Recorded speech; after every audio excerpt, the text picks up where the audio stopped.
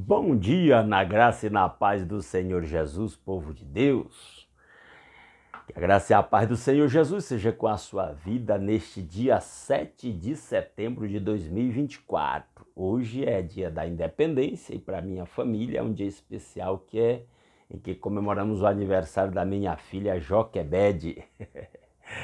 Mas é que estamos aqui de volta. Eu tentei fazer uma live, não funcionou. Não sei o que está acontecendo com o YouTube, que meus vídeos aparecem na vertical e eu quero vídeos normais na horizontal. Até se alguém quiser assistir na televisão fica possível, né? Mais adequado.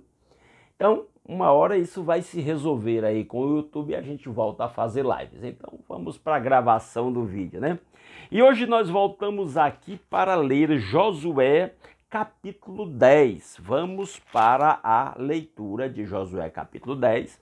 Abra a sua Bíblia e acompanhe a leitura da palavra de Deus. Sucedeu que Adonisedeque, rei de Jerusalém, soube que Josué tinha conquistado Ai e a tinha destruído totalmente, fazendo com Ai e seu rei o que fizera com Jericó e seu rei, e que o povo de Gibeão tinha feito a paz com Israel e estava vivendo no meio deles. Então a fama de Josué estava se espalhando cada vez mais.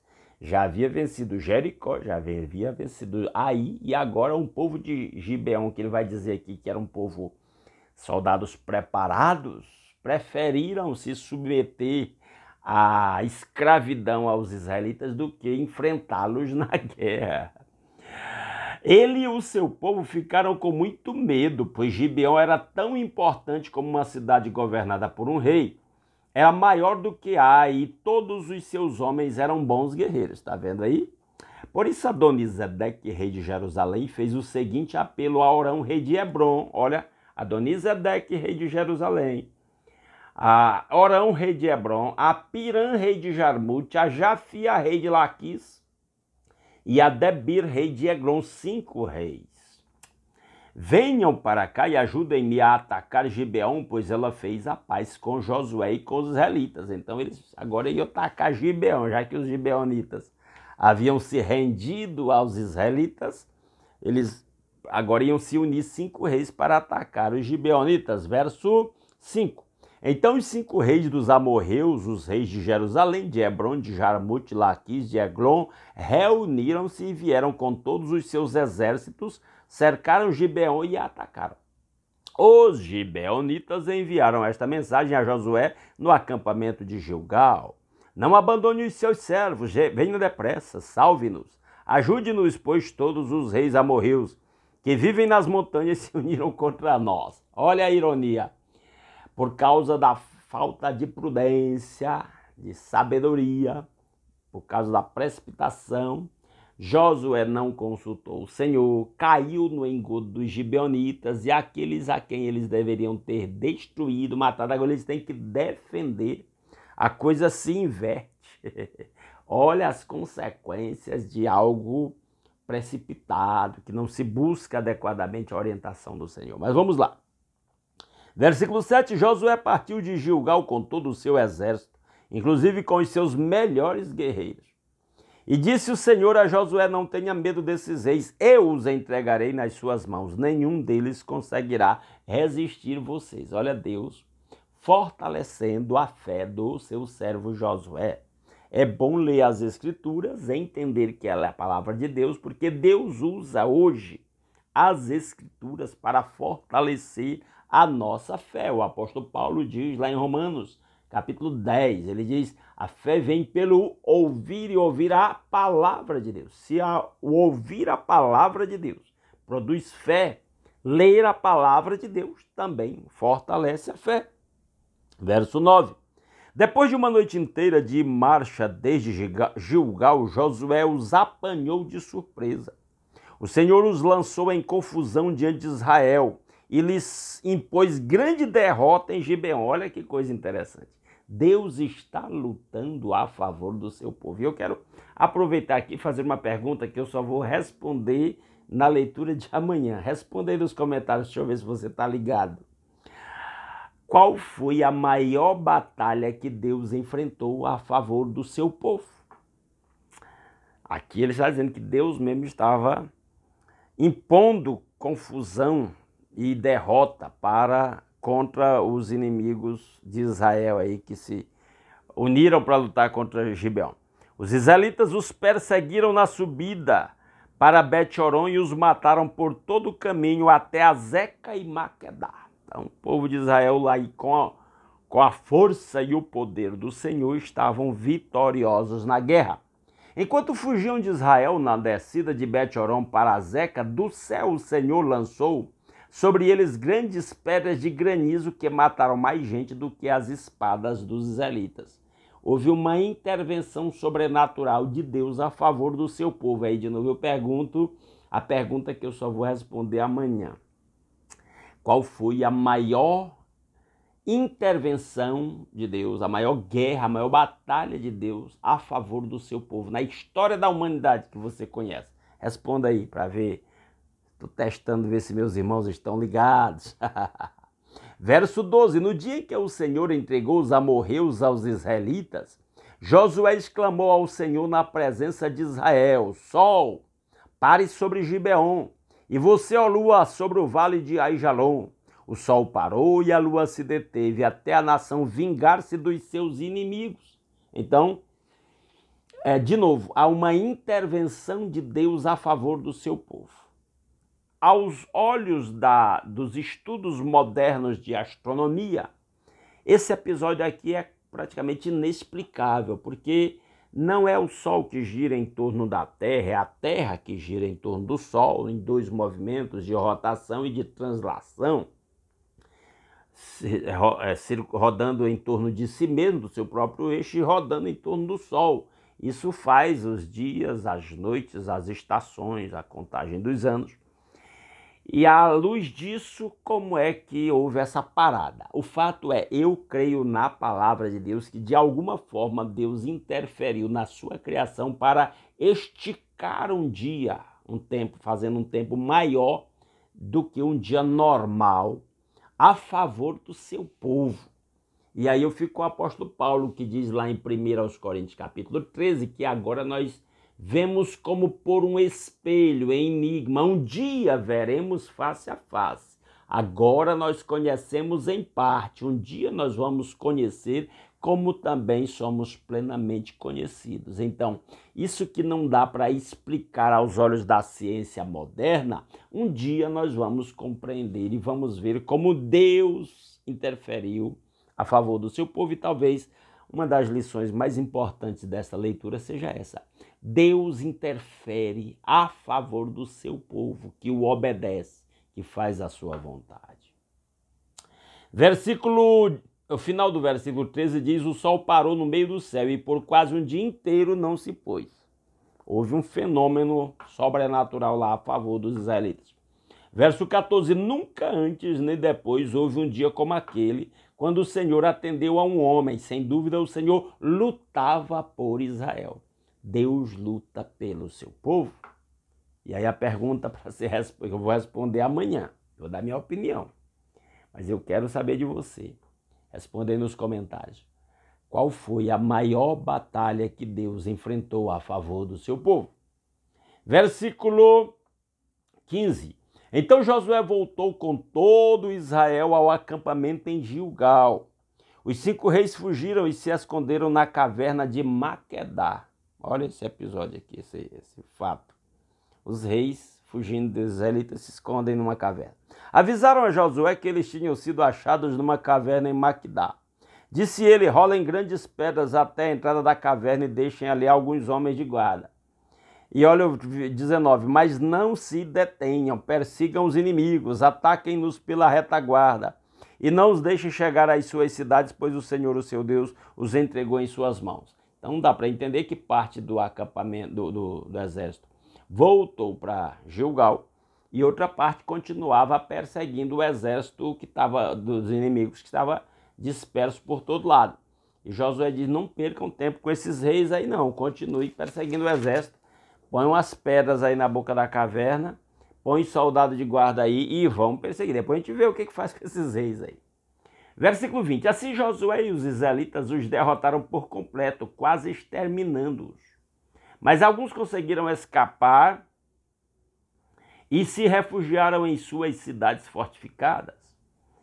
Então, houveram uma parte deles escapou, uma parte do exército. 21. O exército inteiro voltou então em segurança a Josué no acampamento de Maquedá. Agora já tem esse acampamento aqui, foi mencionado Gilgal, que era um acampamento anterior, agora já tem aqui Maquedá.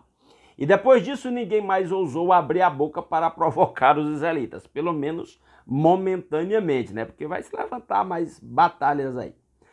Verso 22. Então disse Josué: abram a entrada da caverna e tragam-me aqueles 5 reis que estavam lá na caverna escondidos, agora presos na verdade. Os 5 reis foram tirados da caverna, eram os reis de Jerusalém, de Hebron, de Jarmute, de Laquis e de Egrom. Quando os levaram a Josué, ele convocou todos os homens de Israel e disse aos comandantes do exército que o tinham acompanhado: venham aqui e ponham o pé no pescoço destes reis. E eles obedeceram.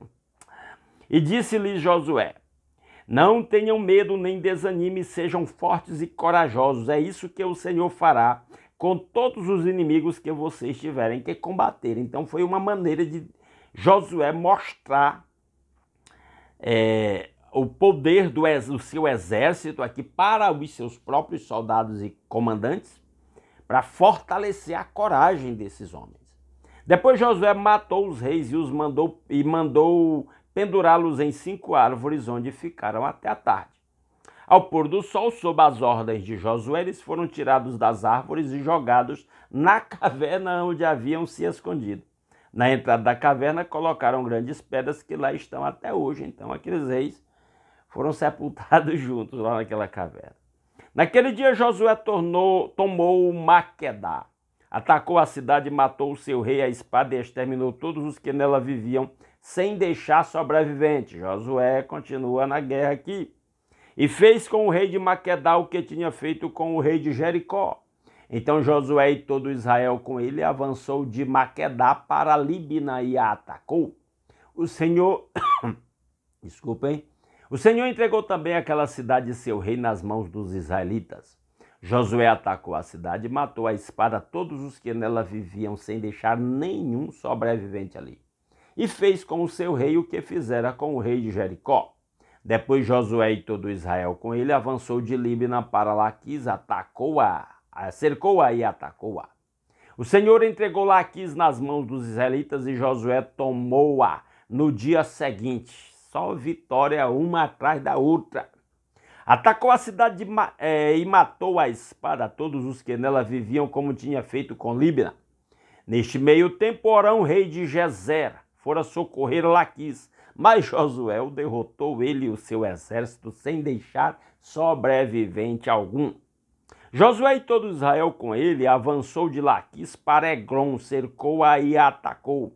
Eles a conquistaram naquele mesmo dia, feriram na espada e exterminaram os que nela viviam, como tinham feito com Laquis. Então, ele sai aí derrotando os que sobreviveram lá daquela coalizão contra os gibeonitas. Ele sai atacando todo mundo e vencendo e derrotando rápido. Até porque a maior parte do exército já tinha sido derrotado lá atrás. Verso 36, então Josué e todo Israel com ele foi de Eglon para Hebrom e a atacou. Tomaram a cidade e a feriram à espada, como também o seu rei, seus povoados e todos que nela viviam, sem deixar sobrevivente algum. Destruíram totalmente a cidade e todos os que nela viviam, como tinham feito com Eglon. Aí você diz, mas os reis não estavam mortos? Provavelmente na hora que os reis foram declarados mortos, já declararam outro rei sobre as cidades para se preparar para se defender contra Josué.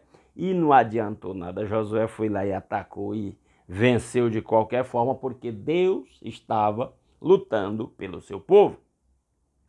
Versículo 38. Depois Josué e todo Israel com ele voltou e atacou Debir. Tomaram a cidade, seu rei e seus povoados e os mataram à espada. Exterminaram os que nela viviam, sem deixar sobrevivente algum. Fizeram com Debires e o seu rei o que tinham feito com Líbina e seu rei com Hebrom.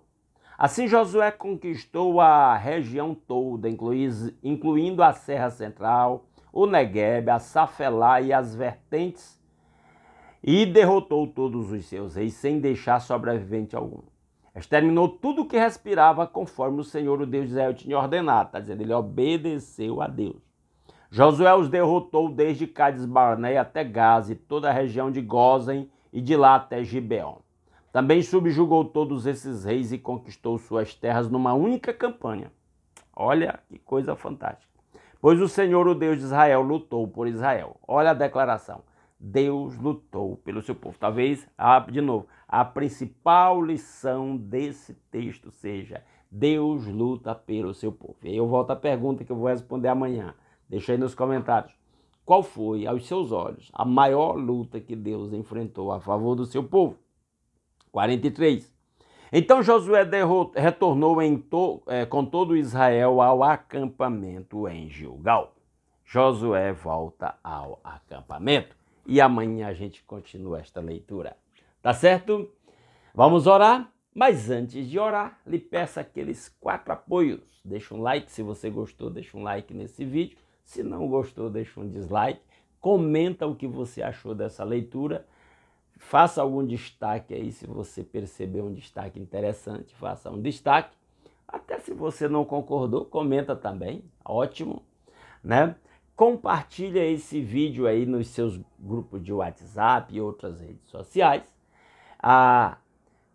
E se alguém é novato por aqui e não está inscrito, está convidado a se inscrever no nosso canal, tá bom? E se gostar do conteúdo e quiser continuar acompanhando, beleza? Vamos orar?